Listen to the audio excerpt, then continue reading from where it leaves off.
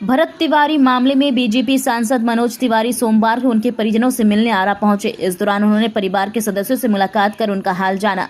मुलाकात के दौरान भरत तिवारी की बहन ने सांसद मनोज तिवारी को राखी बांधी और उन्हें अपना भाई बताते हुए अपने भाई की हत्या के मामले में न्याय दिलाने की मांग की। परिजनों ने मामले की निष्पक्ष जांच और दोषियों के खिलाफ कड़ी कार्रवाई की मांग की है। वहीं मनोज तिवारी ने परिवार को हर संभव मदद और न्याय दिलाने का भरोसा दिया।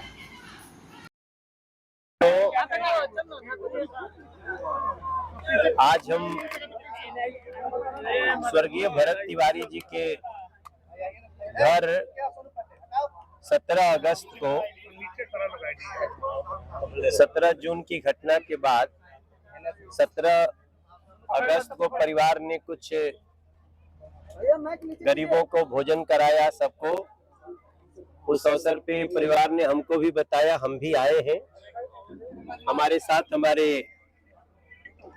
यहाँ के विधायक जी भी हैं, बगल के भी विधायक आनंद जी और राकेश जी। देखो भैया, जो इस परिवार पे और इस गांव पे जो दुखद घटना हुई है उसकी पूर्ति तो हम नहीं कर सकते, लेकिन जितना हम परिवार के साथ खड़े होके उनकी बातों को समझ के उनको माननीय मुख्यमंत्री जी से मिला के और परिवार ने जो जो बात कही सारे विषयों को हम एक एक करके सुन भी रहे हैं। और उसमें जो परिवार चाहता है, जो गांव चाहता है, जो समाज चाहता है, हर उस चीज को हम लोग आगे बढ़ा रहे हैं। आप सबको ये जानकारी होगी ही कि जो स्थानीय अधिकारी प्रथम दृष्टया इसमें लगता है कि उनका इसमें दोष है, उन लोगों पर एफआईआर भी हुई, कई लोगों को सस्पेंड भी किया गया और गिरफ्तारी भी हुई। इसके डिटेल में हम इसलिए नहीं जाना चाहते हैं कि हम लोग कानून का पालन करने वाले लोग हैं, लेकिन हम आपको इतना विश्वास दिला सकते हैं कि जो न्याय की परिभाषा है वो अवश्य दी जाएगी, न्याय होगा। हमारी माता जी से मुलाकात पहले दिल्ली में हो चुकी है। कई लोगों को ये कंफ्यूजन लगता है मनोज भाई जिस दिन मुख्यमंत्री जी से मिलवाए उसी दिन मिले। हम उसके पहले भी मिले, लेकिन हम इन विषयों को बहुत ज्यादा हम मीडिया में नहीं रखे, क्योंकि जो नुकसान हुआ है उसके बाद हम सिर्फ मीडिया में आए तो उसका सबका निदान तो नहीं होगा, उसके लिए ठोस कदम उठाना पड़ेगा। आज हम बेलोटी गांव में आप सबको बताएं कि जैसे मैंने विषय को अपने स्थानीय पदाधिकारियों से बात करके, परिवार से बात करके मुख्यमंत्री जी को रखा, मुख्यमंत्री जी ने बहुत ही संवेदना से तुरंत परिवार को बुलाया, मिले और तभी से दोषियों पर कार्रवाई करने की शुरुआत भी हो गई, न्याय की शुरुआत हुई। हम पिताजी से भी बात किए, बाबूजी से भी जब घटना हो रही थी तो हम फोन से बात किए। वैसे भी आप सबको पता है मैं बिहार का जरूर हूं, लेकिन मैं तो दिल्ली का सांसद हूं। तो भी हमने परिवार से बात करी, चंदन से बात करी, फिर माता जी को अपने दिल्ली वाले घर पे हम बैठे उनके साथ। आज हम जब आपके बीच में आए हैं तो एक बार हमारे गांव की भी कई समस्याओं को परिवार ने बताया हमसे। जैसे एक बात आई कि गांव में भी 14 लोगों पे केस है, कुछ 50 लोग अज्ञात हैं, लेकिन उनका जो वीडियो में फोटो आया ही होगा। तो आज परिवार ने कहा कि उन लोगों पे केस नहीं चलना चाहिए। जब भी ऐसी कोई घटना होती है तो उसमें लोगों का एक स्वाभाविक प्रतिक्रिया निकलती है। तो मैं मीडिया के समक्ष भी आप इस पूरे गांव को विश्वास दिलाता हूं कि जिन लोगों ने भी कुछ प्रोटेस्ट में या कुछ कहा होगा, हम उन सारे केस में सभी को राहत देने के लिए आज मुख्यमंत्री जी को रिपोर्ट करेंगे। और हम विश्वास दिलाते हैं कि उनको, चूंकि वो भरत तिवारी के साथ गलत हुआ इसलिए वो बोल दिए, इसलिए किसी पर कोई कार्रवाई नहीं होगी। हम इसका भी विश्वास दिलाते हैं, न्याय होगा वहां पे।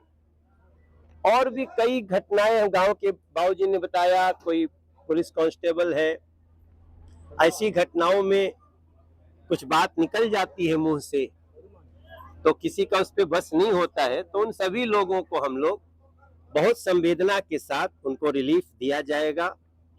बाकी हमारे लिए भरत तिवारी, उसको मैं, उसकी शहादत बेकार नहीं जाएगी।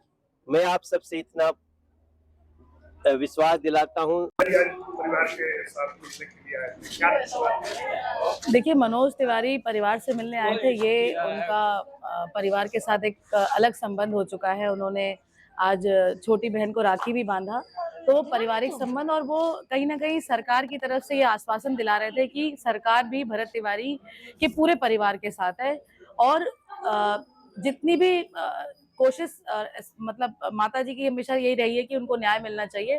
तो सरकार की तरफ से पूरा आश्वासन है कि उनको न्याय मिलेगा, और न्याय में सरकार की तरफ से जो भी चीजें होनी है वो बिल्कुल की जाएगी। आप इनके अधिवक्ता हैं, हाई कोर्ट में आपने भी रीड किया है, क्या लग रहा है सरकार आएगी?